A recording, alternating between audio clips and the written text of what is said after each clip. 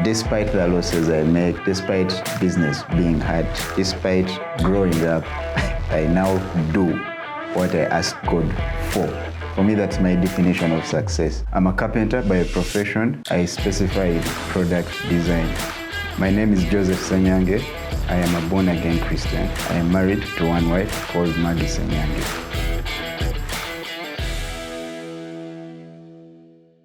I was born in a family of 4 siblings, that is 1 brother and 2 sisters. When growing up, the way my sisters say it, when they would not hear me say anything, they would know I'm destroying something. I used to get toys and unpack them and try to fix them back together, but the fixing was the issue.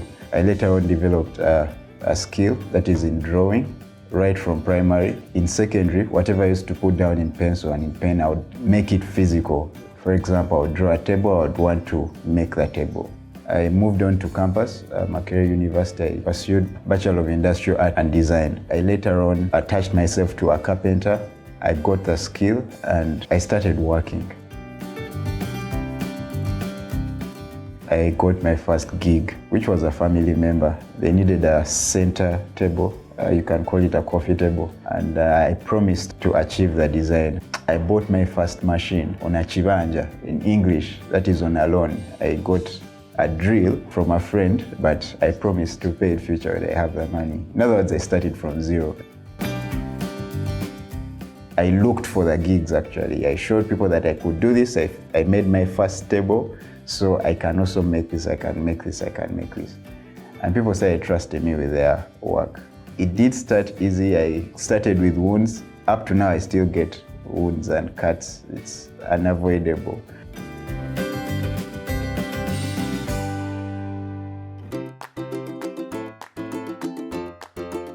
I go on Pinterest, I look up images, I manipulate them and change them and make sure they are not looking as I have seen them. Sometimes I sit down and construct things in my head. Sometimes it's related to visions I get from God, and somehow I come up with a product. It can take 3 weeks for me to come up with a product for me to put on the market.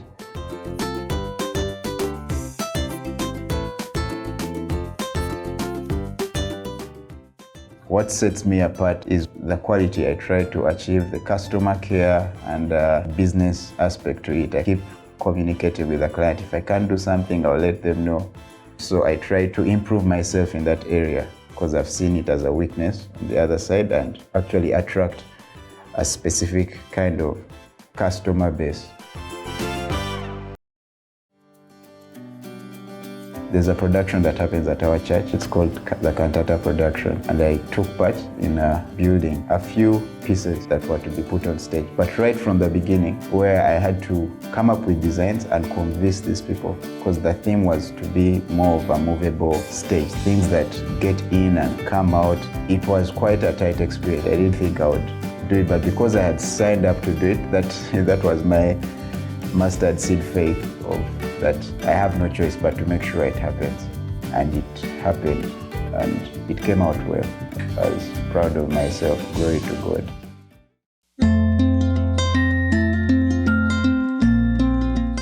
A client approached me and they asked for a wine cellar, a compartment that holds wine bottles. So I came up with a design. I didn't share it with them, but I trusted that this design is beautiful. So I sketched the fish design and so on. Day comes to deliver. I take the work. This is how I get to find out that this guy does not like fish. The work was so bulky. In other words, I thought for the client, which is not the thing that is supposed to happen. You're supposed to agree. So you do not make a decision for the client. And if you come up with a decision, you pitch it. If they are not okay with it, you do what the client wants. You're not the boss of the client. Your client is the boss. So that's one of my biggest lessons.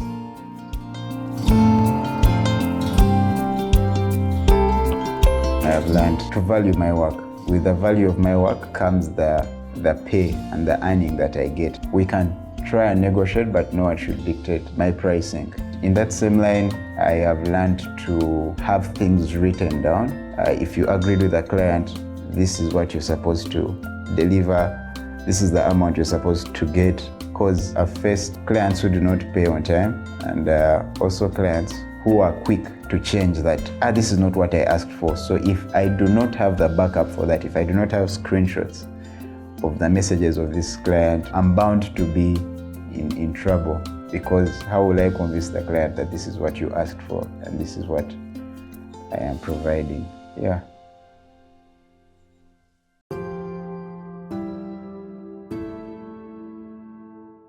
I make an adjustment that the client wants. Sometimes it's not possible, but I tell them nicely. Sometimes even the client can choose to withhold the balance that I am left with. I really count my losses a number of times. Above all, I make sure I do not in any way create bad blood with the client, because from what one client gets from you, it's what that client is going to spread. That doesn't guarantee that there won't be clients who will think you've done them wrong, even if you've done them right. Some, of course, will talk bad and so on, but the whole point is keeping things professional. Yeah. I've been in business for about 5 years, and 2 years back, I had a dream that I would be able to have a showroom of my products, which I believe are unique and Ugandan. So to those 2 years, add 3 years from now, that showroom has to happen by the grace of God.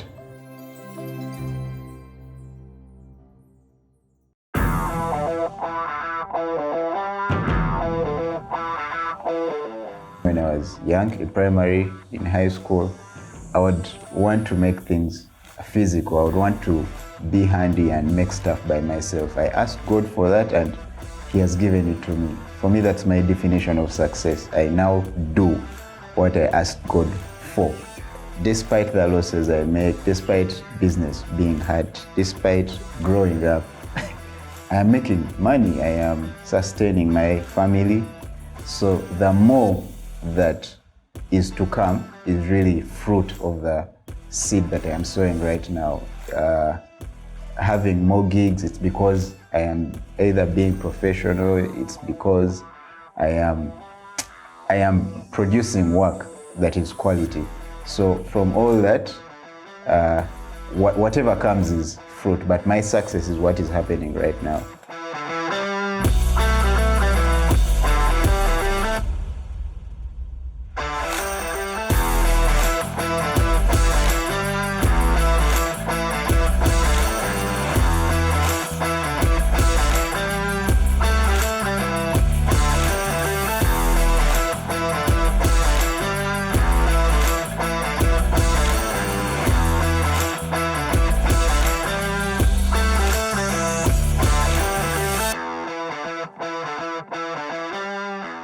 Just start. In the process of starting, you would want to pick up skills from people who actually do the actual carpentry. Do not rely much on the theory, and be ready to fail a lot. Be ready to hurt yourself, because in the failure, that's where we get to know what we ought to do.